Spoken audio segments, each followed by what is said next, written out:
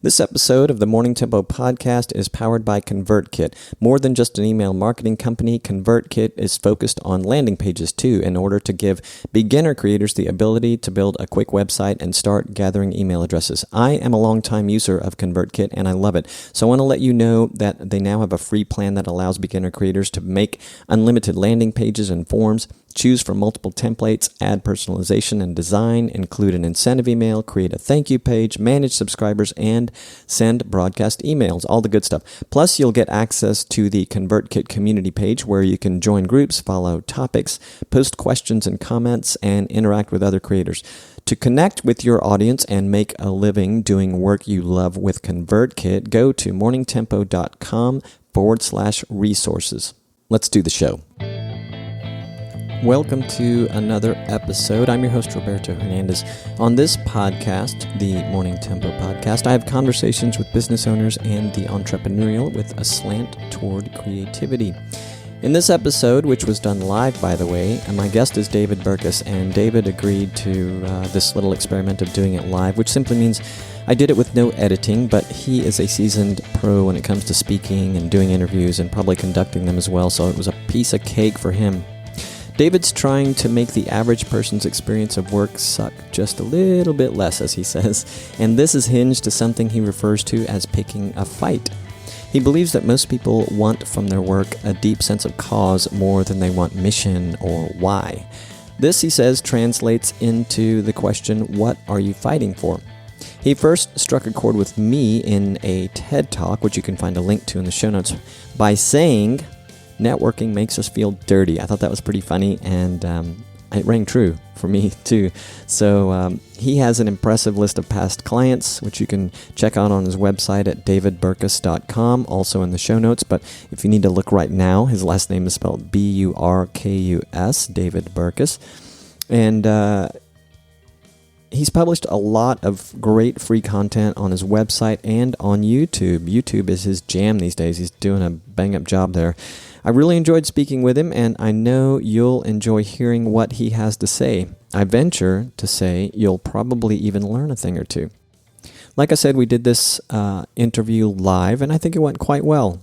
He was a perfect guinea pig, and hopefully he doesn't mind me calling him that, but he really did make it easy. Here's me and David Burkus. All right, I said we were going to be live, but I'm certainly going to have to cut that bit out. No worries. So, man, thanks for spending time with me on a Friday afternoon, David. I really appreciate it. Oh, it's my pleasure. Thanks for reaching out. It didn't even occur to me that it's Friday afternoon. So for some odd reason, my kids are all from school today, and my wife and I's calendars are both. We don't have like weekday, so I don't ever know what day it is on a weekend. Like I know Monday because I have to remember to wake up and get them off to school in time, and every other day is just sort of a blur. Yeah, that means you're having too much fun. Well, I mean, this is the goal, right? Exactly. Well, all right. Let me. I made a short list of questions. I actually got some really nice ones from your website, which we might throw in later just to see where it leads. But I want to read something I believe came from your TED Talk. Networking makes us feel dirty. I love that. Can you comment on it? I can. So this is actually, this is science that shows this. So, we've all identified with that awkward feeling of like we're at that event that everybody tells us we're supposed to go to because everybody tells us networking is important. Spoiler alert, it is, but the way most people are practicing it isn't all that important. And we go and we try and meet new people, but we end up talking to the same people we already know and realizing that most of the other people aren't all that interested in meeting new people, except the guy that's selling life insurance and the lady selling essential oils. Other than that, nobody's really interested in meeting a ton of new people. And then we leave and we feel sort of awkward. We feel like, was I just too transactional and sleazy? Was I inauthentic and all of that sort of stuff? And a couple of researchers led by Francesca Gino at the Harvard Business School actually studied this. And what they did was they put people into two groups, participants in the study, randomized into two groups. And for one group, they asked them to think about a time where they had to reach out and make a new professional connection, find an inroad to a company, for example, or a new potential client or something like that.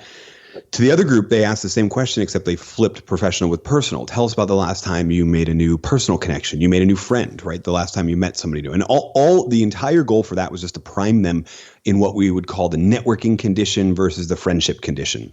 And then they gave them a bunch of tests designed to get at their implicit associations, what's going on in their subconscious. The tests are actually often called implicit associations tests because they're not very creative with naming either. And one of my favorite ones is a word completion task that we give often in psychology that gives people a bunch of different words.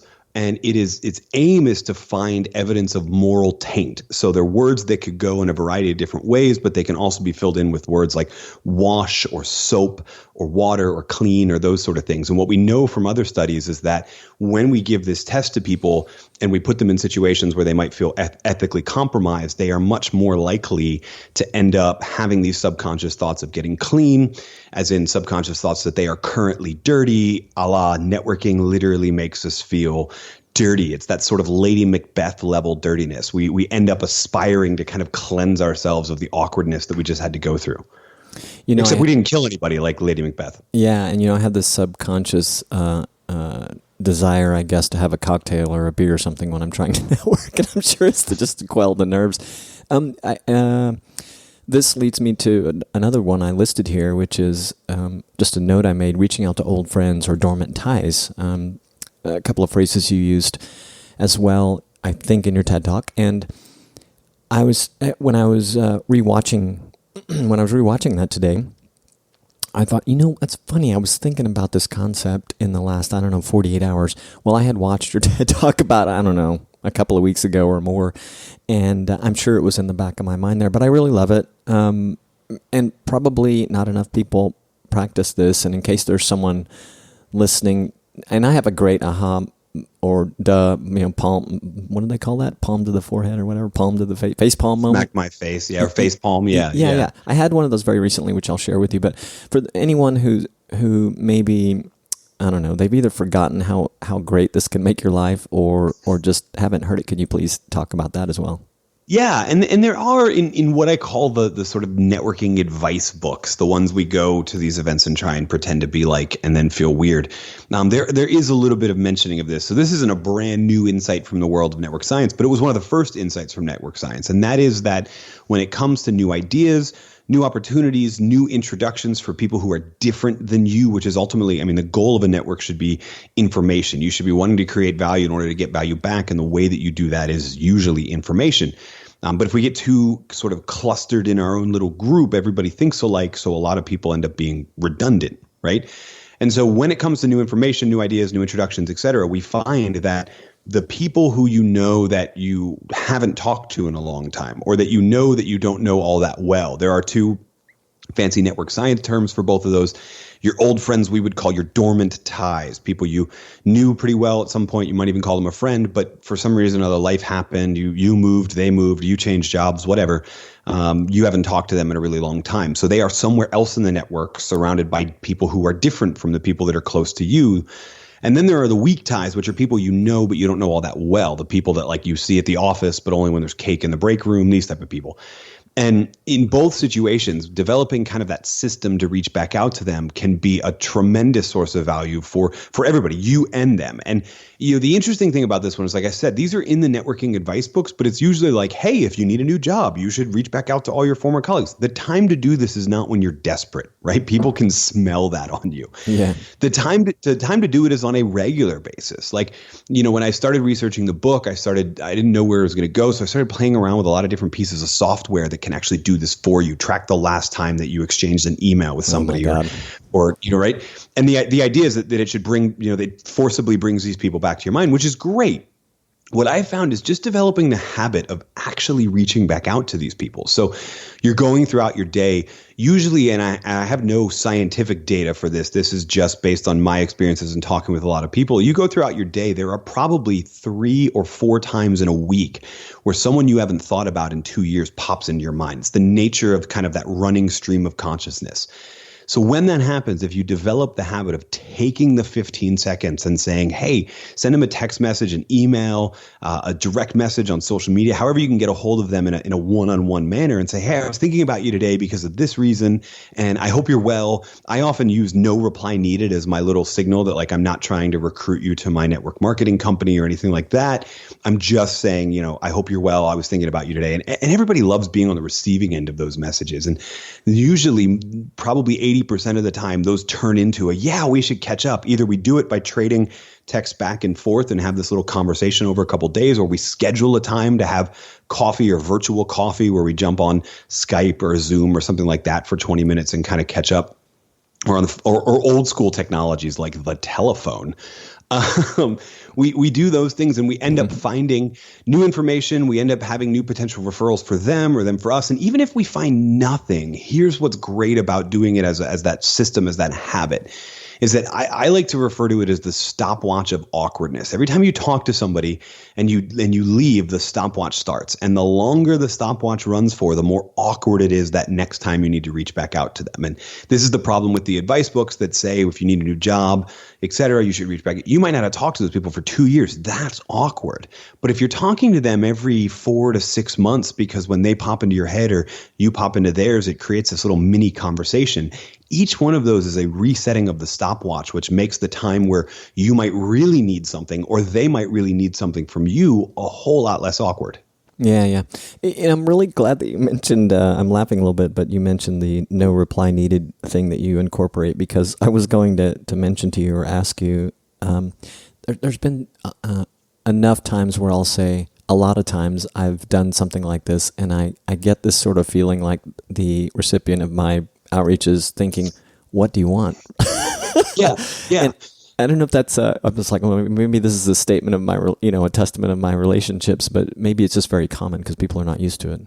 No, exactly right. I mean, again, it's because those sort of advice books or a lot of sales books, if you're moving into that area, will have this kind of make your list of your 100 and reach back out. I mean, literally, I was a business school professor for the better part of a decade, and I'm just going to call them the not A students I found often in things like marketing or finance got recruited into working for life insurance or investment companies or things like that. And like, it's somewhere in the manual to make that list of family and friends you haven't talked to in forever, and then reach out and try and sell them life insurance. Like, it's just awkward. And unfortunately, we're on the receiving end of more of those and less of these authentic messages. So I think you've got to be deliberate in stating that you have no agenda, and then people let their guard down. And I should actually back up and say too, if you're in that situation where you desperately do need a new job and that's why you're reaching back out to people and you haven't done this, like, I get it. The best time to plant a tree was 20 years ago, but the second best time is today. So there are times where you have to sort of swallow that awkwardness. And in my advice to people in that situation is lead with it. Lead with what you need and follow up with the how are you doing and let's catch up and all that sort of stuff, rather than go the other way. Because I think that if you go the other way and you lead with all of the let's catch up and then the very last line is that thing you need, then we really do feel tricked when we had the email or listened to the phone call. But if you lead with it, most people want to help their friends. And so they'll listen into it. And then your goal is just sort of have a pleasant end to the conversation by taking it beyond just that situation. Yeah. All right. Let me give you my facepalm moment. I was about to ask. In case someone was thinking he never mentioned it. So I have another podcast. No, I want it like in the show notes, like minute 42. We were only like 10 minutes in, but you know what I mean? Yeah. So I have another podcast for musicians. It's called The Unstarving Musician, and it's been going quite a while. I'm in the hundreds of episodes, not hundreds. I'm in the 100 and something episodes now. And yeah. And I got a recommendation, which I wanted to try out from a well-known podcaster to contact some Facebook communities or any social network community that's kind of in the niche. And, the gist of it was, hey, I want to do a special episode and I would love to include a clip of your story, basically, of how you got involved with this group, what you've learned from it, and so on.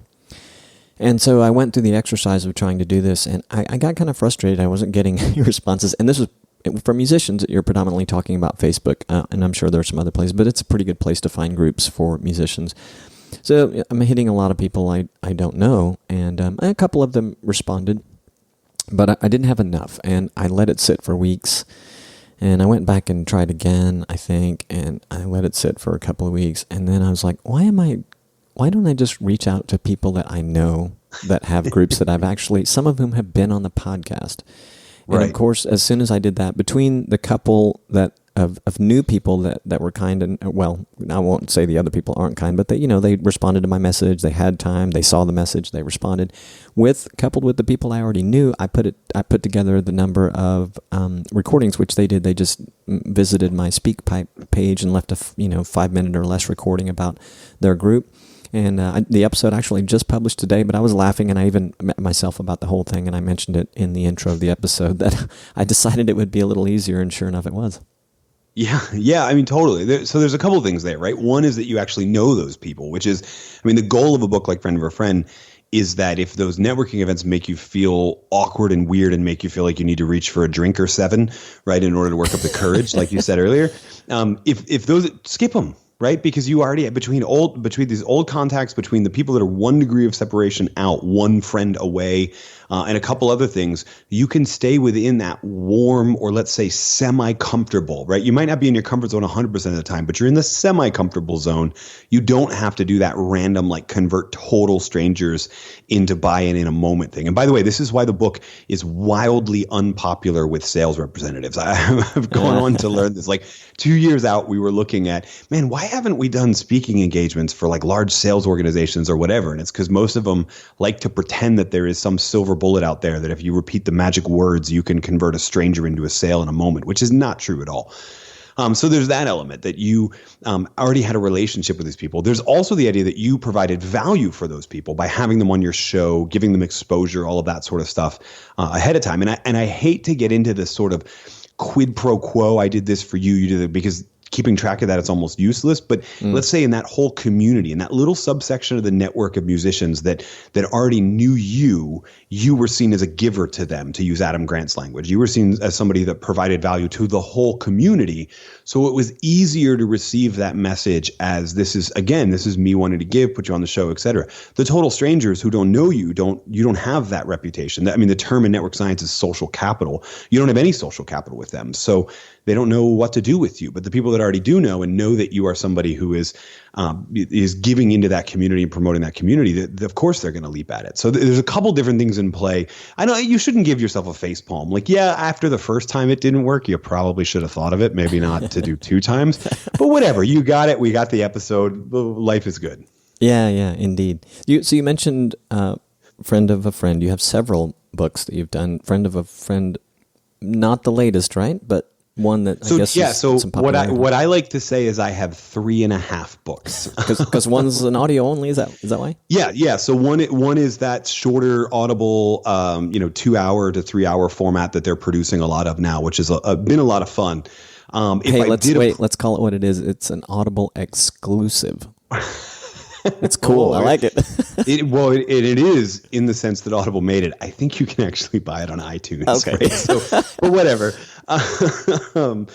The idea was that, so some of it was, there's a long story behind writing that particular one. But when I finished, it was only about 20,000 words. And I was like, I'm tired of that sort of people who write books and then publishing has this 200-page minimum thing. And I was like, I'm not going to put fluff in here just to hit the minimum. But I want to get the idea out there. I don't want to wait. You can get to unfluffy 60,000 words. I've done it before, but you end up having to chew on the idea for a whole lot longer. I was like, I just want to get the idea out there. So we looked around for ways to do it, and that we would do it. But that's why I use a half. Eventually I will say I'm the author of 4 books. So right now, because the idea mattered more than the printed book format, we did audio and we just said, here, this is the idea. What do you think? And maybe we'll write a longer book one day. Maybe we won't. But that's what I like to say. 3.5 books, of which Friend of a Friend was the 3rd. Yeah, cool. Very cool. And how are you liking the Audible only? The audio only. How are you liking it? What is it for those that are writing and thinking, maybe I should do that? I kind of have, my past books have either been short, or the one I have in the pipe right now is kind of short. Or how's it been? How do you like it? Would you do it again? Yeah, I would do it again. I would do a couple different things a little differently. So This is a really long story, but I mean, I still consider myself a writer, even though this is an audio thing. But even before I was a writer, I guess technically, I mean, I went to undergrad university for writing, so I've been a writer for that long, if you want to use that term. But I was a podcaster before I was an author, right? So audio has always been popular to me. I used to listen to podcasts when you had to like manually download them on your computer and then sync your cable, and it was that wider iPod cable, not the short little lightning one, to your iPod to load it all up. So you would only do it like once a month, and you would load it up with stuff because your battery life lasted forever, and you wanted your shows to match, and then sit in the car. And I was that person in like, I don't know, 2006 or whenever it came out. So so I always loved them. So that was the first thing I started. The other reason I think gradually with the content that I write, I mean, I write primarily about leaders, teams, and organizations. Yes, I wrote a book about networking, but it's a book about not only the individual network of sort of what you need as an individual, but the network of your organization or your industry or something like that. And so I always loved audio. So that was some of the reason. I think depending on who your target market is, more people read with their ears now than they read with their eyes. I mean, it's just a function of and there's definitely like there's the romance and sci-fi junkies who read on Kindle like in credit and chew through like read a book a day on those things. But with that exception, like if you're in the nonfiction space predominantly, people are reading much more with their ears. I mean, I think about one of my buddies, James Clear, who wrote Atomic Habits, has said he's sold 1 million copies and the number one format is audio. Malcolm Gladwell's latest book has done more copies in audio than anything else. I think his latest one is audio only, no? It is not. I'm going to tell you why Malcolm Gladwell ruined some of the things that I would do differently in a second. It's not. You can read it. I've got the what do you call? I've got the print version somewhere, but I bought it as an audiobook too. The reason was he was a podcaster with revisionist history, and he decided basically to use his production company. So it was a really weird situation where he was doing it for Panoply, and then Panoply decided they were just going to be a software company, not have their own podcast. So they handed the podcast back to him. So he started a company that did it. And then when it came to do the audiobook, he was like, forget it. I'm going to make this sound like an episode of Revisionist History. So it's an 8-hour long episode of Revisionist History, which is delightful to listen to. It's got the musical interludes. It's got interviews where there would normally be somebody else reading quotations, etc. The thing that drives me nuts about it is I had already sold myself on this audio idea. I thought it was my idea. Clearly, people were thinking this. I already just sold myself on the idea, started writing it, contracted it, started narrating it. And then that book, Talking to Strangers, came out. And I went, shoot, I really should have thought of the sound design thing because I'm a podcaster. Like I should have thought to record the interviews that I did with people in high enough quality to use them. And like, I literally listened to Talking to Strangers and I loved it. And I also thought, darn, I should do that myself. So I think, would I do it again? Absolutely. I don't know that I would do it with Audible because I think, we live in this age where there are enough vendors out there that could help you, or with enough knowledge yourself, which as a former podcaster I sort of have, I could have nailed the creative part, the sound design and all that sort of stuff and made a really, really cool product. It's still a great product. I mean, I'm still a huge fan of how it turned out. But I feel like if and when I do it again, I'm going to try and make it sound a little more like Talking to Strangers because I think that's fascinating. It's such a great listen. Yeah. And you know what? I was thinking of Michael Pollan, but now I'm trying to find. So he has an Audible original. I just finished listening to it on Caffeine that came out after the one about the one with the roof and the sky. I forget what it's called. Is that bad? No, because I was looking at these and I'm like, I think it had something to do with I know it had something to do with caffeine, but for some reason I thought it was a broader topic. That's another Audible original. It's actually 2 hours of narration, very similar to mine. And so here's what I tell myself is that the target market for that book's called Pick a Fight. It's about developing a sense of mission and purpose in your work and in your team and that sort of thing. And if the target market is leaders, the other thing I know about leaders is they listen on 1.5 speed to 2x speed. So sound design really messes that up. So it's probably good that we didn't do it. But again, as a former podcaster, it's like, man, there's so much fun we could have with audio that I forgot to have, that I look back and go, all right, well, next time we'll do it that way. Yeah. You mean, are you talking about designing the sound so that it can be more enjoyable at 1.5? I say sound well, so right. The only thing that I think is really enjoyable to listen to at 1.5 is just straight narration, no background music, no nothing like that. Gotcha. When I say sound design, I mean the musical interludes, sometimes adding a little bit of music that keeps tempo or speeds up tempo as you're getting to climactic moments in the interview, all that sort of stuff. You know, like an episode of This American Life or a Gimlet podcast or something like that. Malcolm did that with Talking to Strangers, and it's delightful to listen to. But you can't listen to it on 1.5 or 2x speed because it would just sound weird and awkward. Good to know. Good to know. I mean, you could try it. I did, but I didn't like it. Yeah. I could see where it would be a problem. So you have a lot of videos on your YouTube channel, by the way. Great channel content-wise. How long? And you mentioned it a little bit. When did you start doing videos consistently? Yeah. So August of 2018. So I mean, I had the channel for a long time, and it was sort of a repository of speaking videos and clips and that sort of stuff. Like it was if you found the video by searching, great. If you didn't, it was really a means to embed videos on my website. But we started publishing a daily weekday. I shouldn't say daily because there's not even 365 episodes of the Daily Burk, but weekday in August of 2018. And it started out as I did it with 4 other friends who were in a very similar space, and we decided to have a daily 30 video challenge. And all of us technically failed. The other 3 never made it to the end of August. I did, but I very quickly pivoted to, I got to edit these things at some point, so I can't be recording them. So I'll just do weekdays instead. So we all lost the pool. But got to the end of August, really enjoyed it, kept it going. What I actually found is that less so than YouTube, LinkedIn, which I think we just connected today on, which is great. You're going to love it. LinkedIn is the place where the videos have been getting the most traction, partly because the algorithms, a lot of organic reach and stuff like that. And then I feel like that's where grownups want to have these types of conversations these days. Twitter is everybody yelling at each other about politics or coronavirus, and Facebook is fun, but it's sort of like I don't know. There's enough cat memes out there. I'm sort of done. Groups to me, I reset my bookmark on my computer and I go right to my groups page when I click on Facebook now instead of the news feed. But yeah, for some reason, LinkedIn was the place where we were getting the most traction with it, and that's what kept it fun.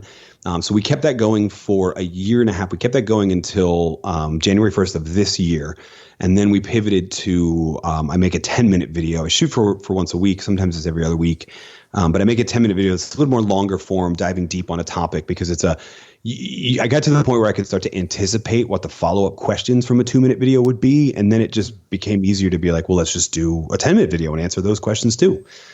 Interesting that the follow-up questions influence that so much. Yeah. Well, I mean, it's really easy to provide like a fun, inspiring, practical tip type of thing in 2 minutes. It is impossible to go deep in 2 minutes, right? It's hard to do it in 10 minutes, but we can at least get deeper. And then the thing that I found, especially with YouTube, is that somebody told me this a couple of years ago and I didn't believe them, but I found it when I started posting daily videos. YouTube is the search engine first. People go to it with their questions, just like they go to Google. And in fact, since they're owned by the same company, if you go to Google, usually the second or third level in your answers, there'll be a series of videos that might answer the question for you too. So longer form, going deep, tailoring it to that what are people searching for thing, that is working and performing really, really well for us. And again, like I said, it allows me to go deep. Yeah. Well, I may have a tiny bit of insight into the whole LinkedIn thing. One of them you mentioned is for sure true. This is the place where people like to go have the conversations that you're engaged in. And I had a guest on the podcast a while back, David Kilkelly, who's a big video production guy, and he said that LinkedIn is at a golden time right now. And he reminded me that there was a time on Facebook when you did videos where you got a lot of reach, and as the algorithm changes and Facebook changes, that goes away. Well, comparatively, he said LinkedIn video is much newer, so it's just at a really wonderful time. Hopefully it'll stay kind of like it is, but it may be that it'll kind of have a life cycle too, and then someday we'll find another place that's better. Yeah, I mean, that's definitely true. I was actually really worried because I was reading an article the other day that both Twitter and LinkedIn are trying to create a stories function similar to Instagram and Facebook. I think Right. No, I had the exact same reaction. Like that's terrible. First of all, I hate watching videos in portrait instead of landscape, but that's just me.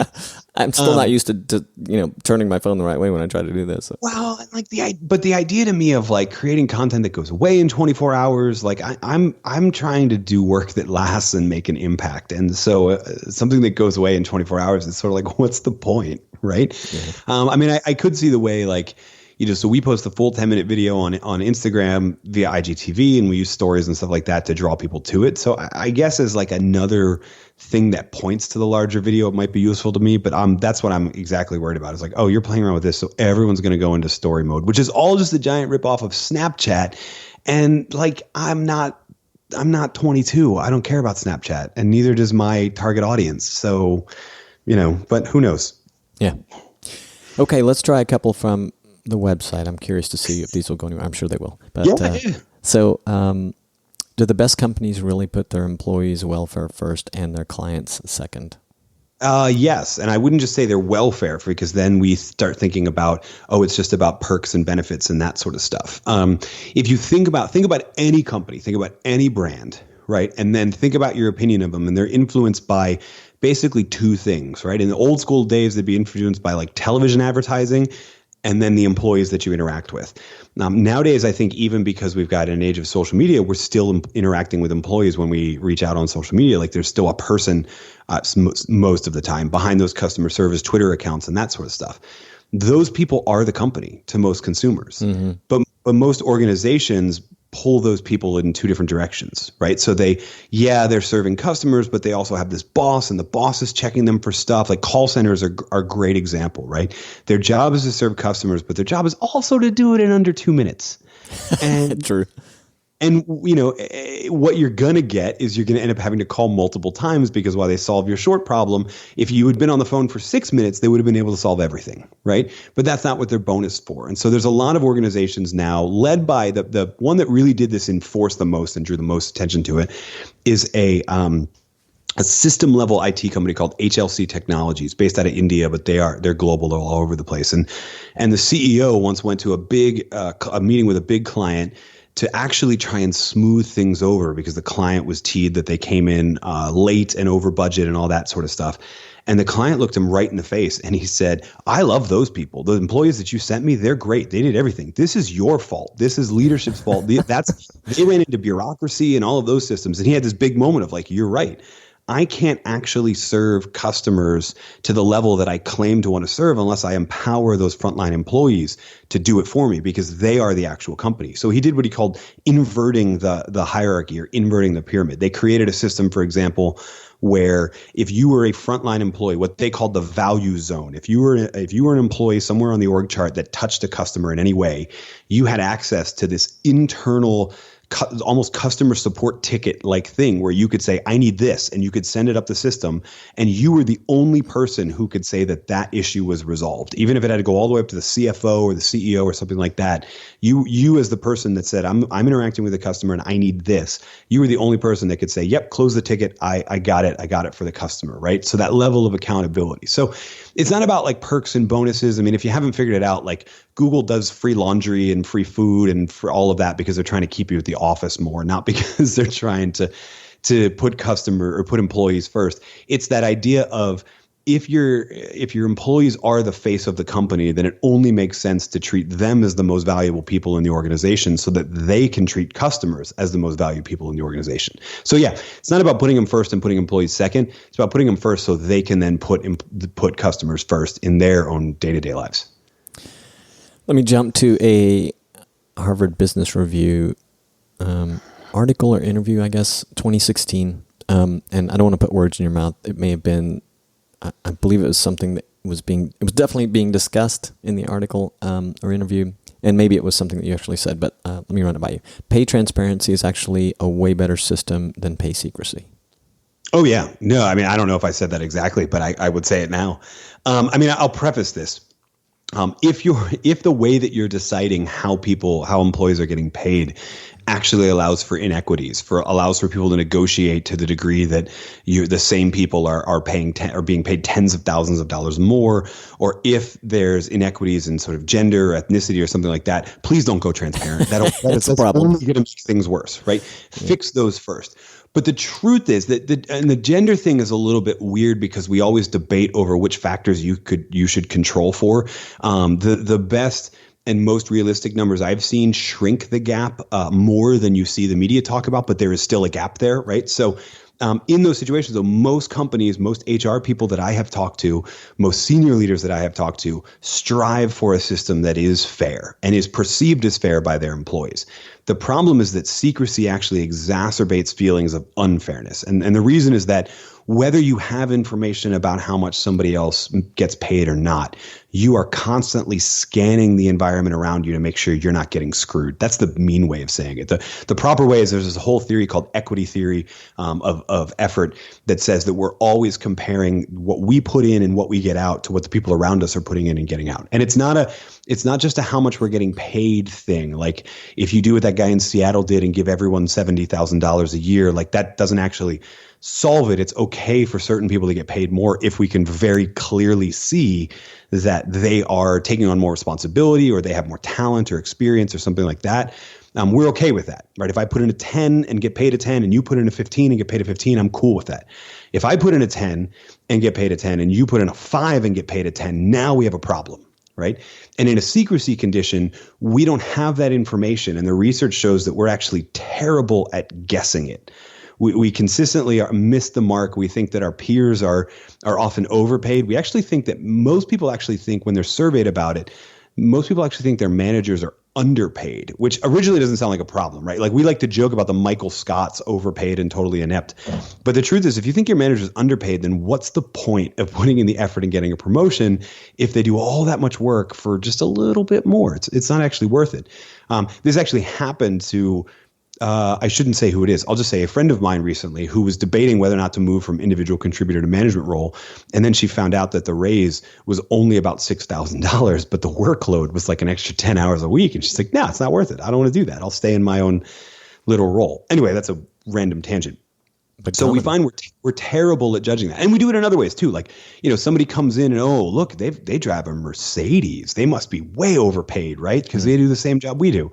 Well, yeah, their wife might be a doctor. Like you don't know. But we take those little cues, we throw it in there, and we end up more likely to feel like there's an equity in the workplace when it's secret. And then, somebody leaves a pay stub on the copier and everybody's shouting at each other because of it. So if you've got a fair system, then it just makes sense to, at the very least, reveal that system. Some companies I profiled in Under New Management, which is my book in 2016 that talked about this. Some companies I profiled posted a list on the company intranet saying, here's everybody's salary and what they get paid.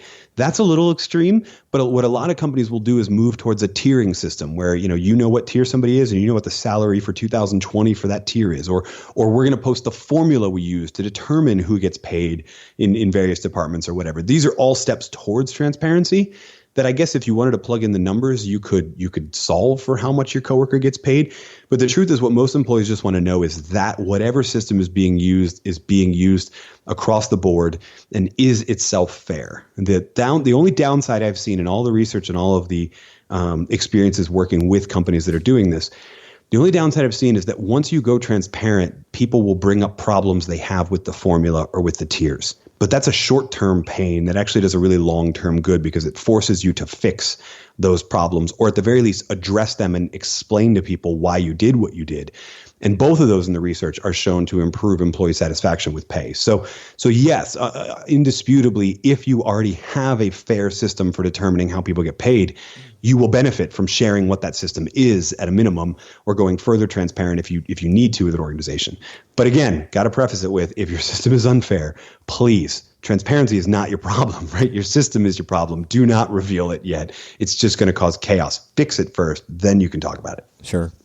Makes sense. And do you find that the best companies or the best performing companies are aligned with reasons for doing this, or they're doing it and they've got the right systems in place, or is it still, kind of a widespread challenge? I think it varies by the industry. What we're seeing It's one of those situations where the future is already here. It's just not evenly dispersed. There are a lot of industries that have very quickly taken this on. There's a lot of industries that haven't, and unfortunately, not to pick on them because a lot of their ideas influenced under new management, but tech is an industry that's actually been terrible at this. I mean, there are deliberate tech companies that have said we're going to be 100% transparent. I profiled 2 of them in the book. But you get that average startup as soon as it gets venture capitaling, capitaling. I just coined a new term. as soon as it gets a venture capital investment, convinces itself that it's a rocket ship and it needs the most talented people, and it starts offering them whatever price they want. And then some people choose more stock and less pay, and so the whole thing gets a little crazy. But again, even in that industry, there are people who are acting towards this way. I will say, I think it's one of those things where it's unavoidable. We're not at a place where the majority of people. So I'm in the United States, but I'll say all of North America. In North America, we're not at the place where the majority of people work in a transparent condition. But if you work for a provincial or state government or federal government or nonprofits, in a lot of cases, your pay is already transparent. So there's a decent percentage, more than a third of the population in where I am is already transparent. And so we're heading to a place where I think that'll get, if you work for a union job, for example, it's usually transparent, at least the system is transparent. So we're getting to that place where I think it's unavoidable. But it's funny, what we're seeing is not a smooth increasing in all industries. We're seeing different industries adopt it at different paces, which is a little weird. Sure. All right. In prep for wrapping us up, I would like to mention that those of you listening can find out everything about David at davidburkus.com, and that's Burkus. Did I pronounce it right, David? Yeah, absolutely. All right. I should have asked that before I said, we're going to do this live. I probably wouldn't have corrected you until now. I would have just let you keep doing it. It'd be funny. I had a guest wait until we got to the very end and say, oh, by the way, after I'd said her first name a few times. Anyway, she's great. I won't pick on her. By the way, it's David. No, I'm totally kidding. David. That's exactly what happened. I want to give you a moment. If there was anything, you probably you were very gracious in reaching out to me. I'm honored to have had this conversation with you today, by the way. There was probably a good reason why you wanted to do this, or a reason why you're reaching out like this, or maybe it's just something you do perpetually. But is there anything going on that you want in your business world or otherwise that you want to let listeners know about? Yeah, well, I mean, some of it is doing perpetually because I wrote Friend of a Friend, so I got to practice what I preach. I am probably the best way I could say it when I look through a through line through all of my work is I'm trying to help make the average person's experience of work suck just a little bit less. And the big thing that I've talked about, or I've released recently, is we talked about it a bit earlier, is that Pick a Fight audiobook, which is, I think it's great. But the bigger thing is the message behind it, which is I think it's not enough to talk about mission and purpose. I think a lot of organizations get drowned out by that. I even think that sort of I respect that kind of start with why movement of everybody has to have a why behind it. But what I found is that it's a little bit bigger than that. I think most people actually need or want from their work a deep sense of cause, not mission, not why, et cetera. But when I say cause, I usually define that as a fight. I think people want an answer to the question, what are you fighting for? And whether you can provide that, if you're in a leadership role, if you can provide that to your team or for your whole organization, great. But even if you're listening to this and you're like, yeah, I just work in that call center that Dave made a joke about earlier. Like there is still an ability to examine the people that you interact with on a daily daily Burkus. I literally just, because I'm so used to saying daily Burk. The people that you interact with on a daily basis, the tasks that you do, there is probably somewhere in there that you can draw a little bit of cause, a little bit of fight from. And then the goal should be when you find that fight that resonates with you in your existing job, sort of grow it. And if you cannot find it, maybe it's time to do something else. But that would be my big encouragement. The message that I'm trying to get out there is I think people don't want to join a company anymore. They want to join a crusade. And some people have to take that crusade upon themselves. But I've found that since adopting that mantra, all of my work has been a lot more motivated, a lot more, judging by the reaction, a lot more engaging. But I've had a lot more fun doing it, which is actually what we talked about at the very beginning, right? You're having too much fun. And that's the reason. So, grab the book, don't grab the book. I actually, I hope you'll enjoy it. But more importantly, think about the work that you do and the influence it has on your life, and make sure that in that work, you can answer that question, what are we fighting for? Yeah, and what about organizations? I guess one last question, but What about organizations that I shouldn't say? What about a business that's just starting up and they're thinking about, their mission, their philosophy, and then they hear something like this, the crusade. Should a business founder know that crusade up front, or is it something they often need to explore, and how do they do that? It can be a little bit of both. I mean, what I have found is that most entrepreneurs are dissatisfied with something in their existing industry, and that's why they chose to go independent. And you can turn that into a fight, right? So one of the templates in the book that I use is what I call the revolutionary fight, which is not we're going to overthrow the government and start a whole new system of government. It's enough of a revolution when you can say the whole industry does it this way, and thinks it's normal and thinks it's acceptable, and we refuse to accept that. We're going to do it just a little bit differently, right? And excuse me, that can be the product that you offer. That could be the way that you pay people. That could be a variety of different things that you can point to. So crystallizing that sort of dissatisfaction that you had that was the reason that you wanted to do it, I think for entrepreneurs especially, I think it's hugely important, because when you're just starting up, you usually can't pay people above median, or sometimes at all. But you can leverage that idea that we're in this stronger crusade. We're in this to change the industry, et cetera. The example I love to use here is the example of Netflix. There was a time where they almost didn't exist. We always tell the story of how Netflix rocked Blockbuster, and even Blockbuster had the ability to buy them at one point and turned it down. And isn't that stupid? Well, the truth is, when Blockbuster had that opportunity, Netflix was about 6 weeks from going out of business. Right. So they were still very, very small in terms of headcount, in terms of revenue and all that sort of stuff when this event happened, and they rejected it. And I like to believe that Reed Hastings and the people involved, because you hear a difference in how they talk about what they're there for.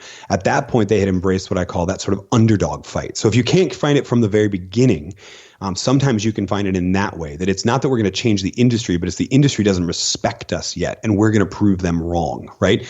Or at the very least, you can find the way that you serve customers is a reason to fight. And that's what I call the ally fight. So depending on your industry, depending on your company, your life cycle, et cetera, you might have to choose one of those. But I think just about everybody can find one. And I think it definitely, I know from the research, it goes a whole lot better, not only like finding people to join your organization, but keeping them motivated, keeping them aligned, et cetera, works a lot better when you can answer that question. Yeah, cool. I'm glad I asked. David, this has been fun. It's been nice talking with you. Yeah. Thank you so much. It's been great. Thanks for having me. Thanks again for listening. If you like what you heard today, subscribe on Apple Podcasts or wherever you get your favorite podcasts. This podcast is made possible by the support of listeners just like you. If you're interested in supporting the podcast, visit morningtempo.com/crowd sponsor. Among other things you'll find there is a way to join the Morning Tempo email list for insiders who want to know what I'm learning from other business owners and entrepreneurs that I speak and work with, including those you hear on this podcast.